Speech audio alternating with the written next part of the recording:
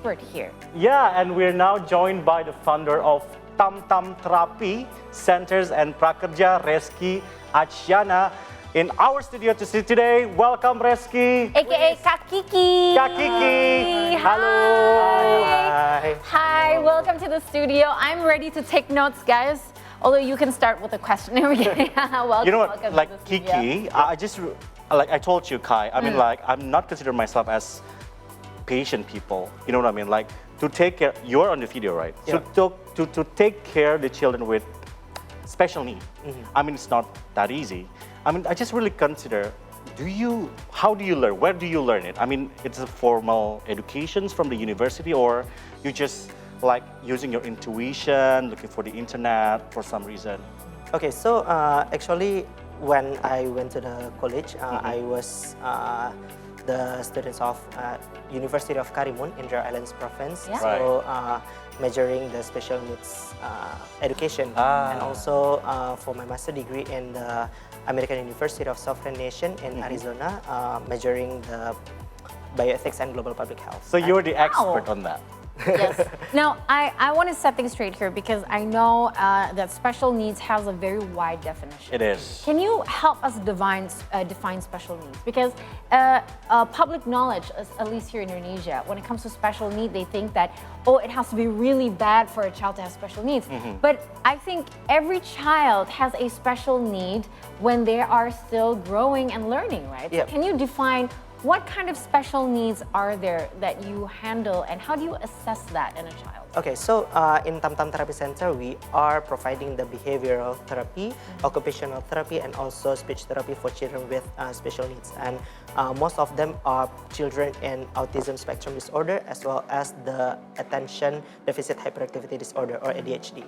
And also we have the therapy program for children in deaf, also in problems in emotional control and behavioral problems. And when you ask me about the definition of special needs, yes, I agree with you, because all of the children have their own special needs, and it's not that bad actually, because some children have the special needs because they have too good in math, or maybe he have a big passion in science, and it's also a special needs because he needs some assistance and how to learn this in his way, right? So when we talk about the definition of special needs, it's based on the character of each of the children, and also what they need in 10 of aspect of their life, which is in sensory skill, motoric skill, cognitive, behavioral, speech, language, interaction, socialization, independency, and also the behavior. So each of this aspect has their own needs, and we have to understand each of this, which aspect they need to improve, or how they can collaborate with the teachers, with the parents, and how to socialize, to play together, to do the role play, and understand the things like reading, writing, and math. Yep, that's what I see from I think special needs. Kiki is right. I mean, like, we've seen a lot of people with special needs or disabilities that actually a lot of achievement that they got. Yep. Like the singer, pianist, Yep. violins, a lot of things. Yep. So I want to kind of have a follow-up question. This is a topic very close to my heart. I don't want my child. I don't want my child to have to be diagnosed with a special need at 33 years old like me, because I feel like, you know, when we come, what are the indicators that a child needs to be assessed? Do all children actually need to be assessed just for the sake of how a parent can learn how to raise the child better? Or are there specific indicators that, okay, this child needs to be assessed as soon as possible? And how young can you actually assess them? Okay, so actually each of the children have to be assessed as soon as possible, because we have to understand their needs. Like maybe when a baby was born, we have to check the ability to hear. So when we know, oh, he is deaf, and we have to to learn sign language because we have to have a communication with the children, right? So as soon as possible, even the baby just was born, we have to check that. And maybe we have to wait for sometimes, like after 1 year, the eye contact is, we still have a difficulties to get the eye contact. Yeah, maybe it's a sign, maybe, okay, autism, or maybe ADHD, or maybe other condition that affecting the children and the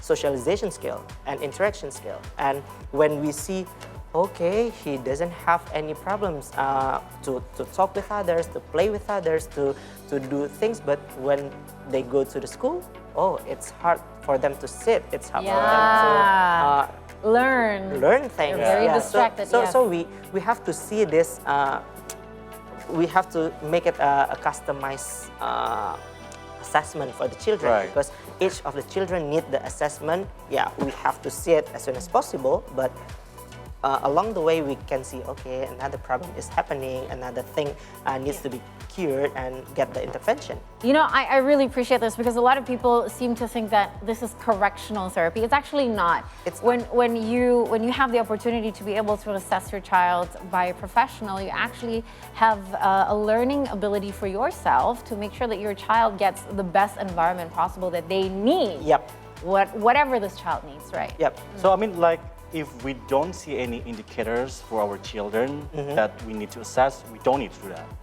Okay, so when we think that, we don't need to take any intervention, we don't need to go to the professional, we don't need to go to the therapy or the doctors, actually it's about our self-diagnosis. So actually we still have to go to the professional, like in Indonesia there's a posyandu, right? Yeah. So every mom goes to the posyandu to check the health of the children, and then the doctors in the posyandu will assess, oh, okay, so maybe he needs more protein, he needs to play with other people, he needs to play outside, to walk on the grass, on the sand, on the mud and everything. So I think if you see nothing without asking to the professional, I think that's still a question. So because we're not professionals. We are not professionals. We're not professionals. How do we know that they don't have any indications? Yeah. So that's why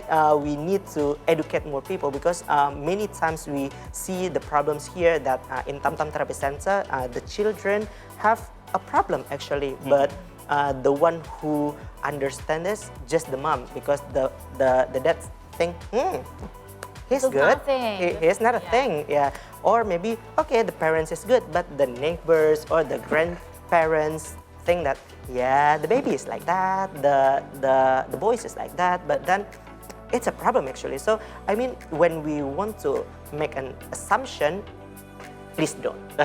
Yeah. Please go to the professional and get the right thing, because there's a lot of things to be assessed. We need to know the details, the background, the root cause and everything, so we know what the intervention and how to work on this, and what are the things that we need to change. Because not always the children need to change, but sometimes the parents need to change. Like what I say, like, okay, we do the therapy for the children, but if the parents didn't change how they treat the children, like giving the screen times, giving the chocolate, or just keeping the children inside the house, it's not going to help them. The parents also need the therapy, but what I mean in therapy is change the behavior, so we can change the behavior of the children. Yeah, for parents, not that. You need to see the professional. So you've been working with children with disabilities and special needs for a decade now. I just really want to know what sparks you, like what really want you to know and what inspired you to working on that. Okay, so I've been working in this issue since 2014. So back to 2014, I was managing 4 special schools in Jaya Islands province of Indonesia, in Batam, Tanjung Pinang, and Karimun. So there are 4 special schools there with more than 100 teachers and therapists, and providing the education and therapy for more than 1,500 students with disabilities there. Wow. So Yep, various disability with different age, like from 2 years old until 25 years old. We give the education to from kindergarten to high school for them. Yep. Back to 2014, actually the school was managed by my aunt, and she asked me to, Kiki, please come to Batam because I see the potential of you to handle these children. But then when I see that it's a calling, I mean, how I can divine that this is not just how my aunt asked me to go there, but it's about my call that I love to play with them. I love to see the improvement of the children. I love to see the parents that say, Pa Kiki, finally my children call me mama. It's been 5 years without calling me mama. I feel like I'm the parents now because since 1 year old, 2 years old, nothing.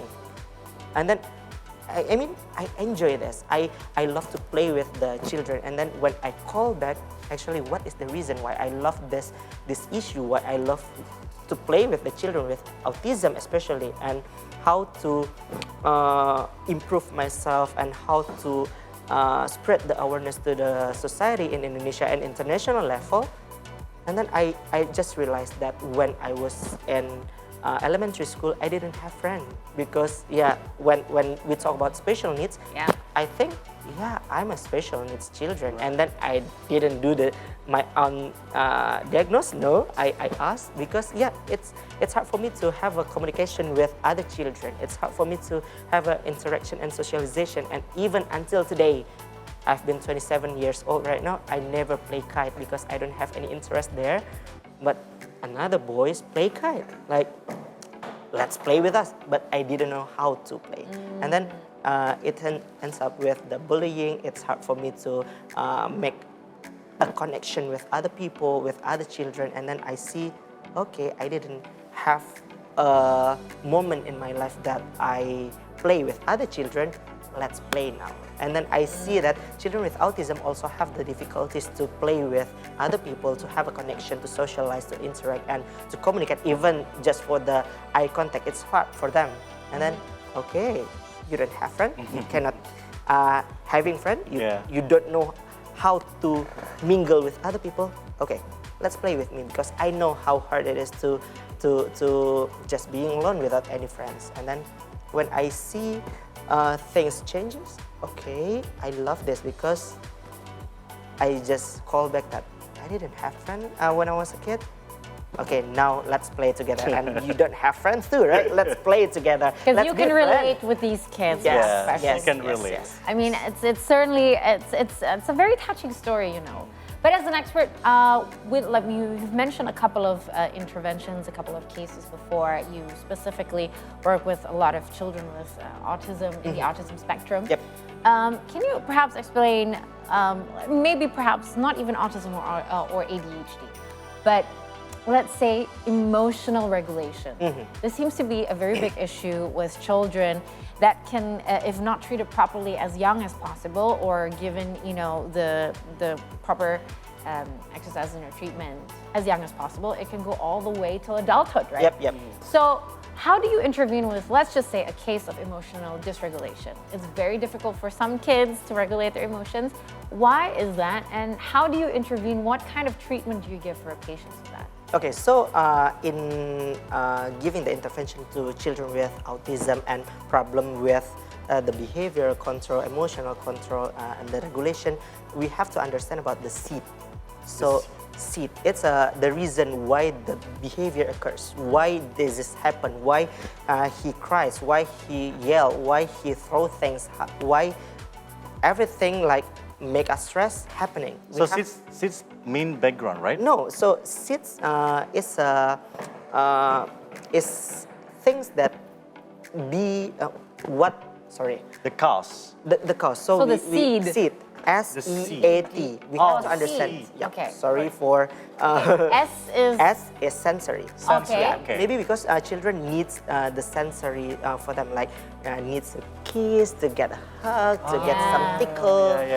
Some even rough play, some Yes. sleep. That's my baby. Yeah. Like she won't get to sleep. She can't calm herself down to sleep Yep. before she jumps on the bed, before she climbs up and jumps from up there Yep. to the bed. You Yeah, know what I mean? yeah. A lot of people think it's chaotic, but it's actually something that the kids need, right? Right. So what else is that? Okay, so that's E. the S. Then E. E is escape. Escape. Things has happened because the children wants to go somewhere else. Right. I want to go out. I don't want to sit in here with the therapist. I don't want to play with this. I don't want to solve this math problems. I don't want to. I want to go out. I want to play. I want to run in the rain. And then, yeah, I want to do that. And then we have to understand, okay, so we have to understand the sensory. Maybe he needs some tickles. Maybe he needs some free time without any instruction. Or maybe he needs the attention.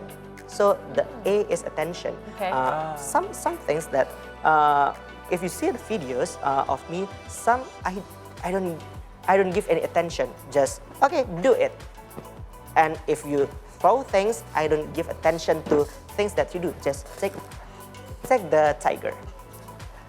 Take the tiger because I don't give attention to what she does, right? And then when she take the tiger, and then I said, wow, you are cool, you are great. Okay, I give the attention at the right time. I give the attention at the right behavior. I don't want to give the attention if you throw the tiger. I want to give you the attention if you take the tiger and give it to me. And then, wow, you are cool, you are great, you are nice. So which means that if a child is tantruming and there's a possibility that the parents are giving attention at the wrong time. Yep. Yeah. Like when you give the attention at the tantrum, it means you're validating and okaying Yep. the tantrum. Yep. But when you're actually, when they finally do the thing that you ask them to or do something good instead of the tantrum, you know that the acceptable behavior Yep. is, Yeah. So many No, I parents know. that say that it's hard for me to take the children to go to the mall because every time they see the balloon, they see the dolls, they see the place they love, they will throw a tantrum, and then it makes me ashamed. Like, wow, where to put my face because my children is throwing tantrum Yeah. in public, and then Yeah. I don't have any other option except giving the balloon, give them the dolls and everything that they want because we give the attention. So actually, they think it's okay. it's okay. I doing want it. to get that. I need to do this. Okay, so that's S, E, A, and then the last is T. It's tangible. So when we want to understand the things that like the balloons, the dolls, the toys, and everything, yeah, it's because they want to get the tangible. They want to get the object, or maybe something that they want. yeah, they want like foods, meals, Toys. Sugar. drinks, and everything. Sugar, chocolate, candy, and everything. Yeah, that's the thing that they think. Okay, this behavior is okay. I want to get this tangible. I have to throwing a tantrum, and then people will give attention to me, and then my Right. parents will. Okay, I will give it to you because many people look at me and. Okay, I don't know how to do it, and that's why I have to make spread the awareness that if your children throwing a tantrum and you understand the seed, understand which one they need, which one they want, which Right. one they like. So if you give the right behavior at the right time, at the right moment, the behavior will change. After a while. After a while, of course, Yeah. it's like not like boom. But that's no. why you have to do it and be aware of it from the beginning. Can I ask you one Yep. question? Why are parents so triggered by tantrums or adults so triggered by tantrums? Why is it so hard for us to stay Yes. calm when the kids are tantruming? Because the new age of parenting says that you are supposed to be your child's calm when they're tantruming because it's very usual for them Yep. to be tantruming at 2-3 years old, for instance. Okay, so what I see from my clients, so I give the intervention not just for Indonesian, but also for children with autism from Malaysia, Singapore, India, Japan, and even the Australia and the United States.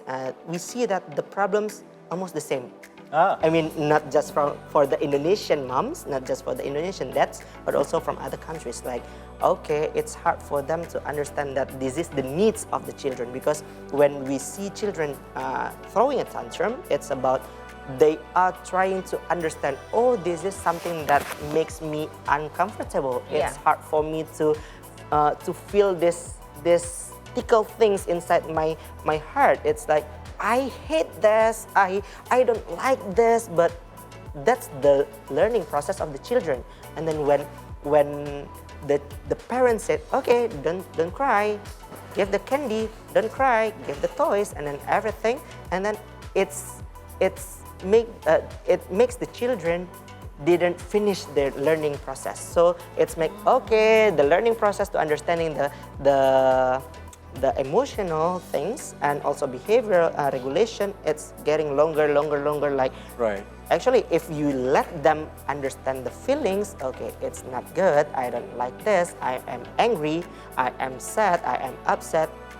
Let them feel it first and then help them to understand, oh, you are angry. Let them know this feeling means angry. This feeling is sad. This feeling is upset. What you want to cry? Okay, you can cry because it's the natural way to understanding the emotional things. You're right. It's the natural way the children understand what should she does, what should he make after this, and then once he knows, okay, I am sad. Sad is okay. It's okay. Angry is okay. Even us as an adult, it's okay for us to angry. It's okay for us to sad and upset.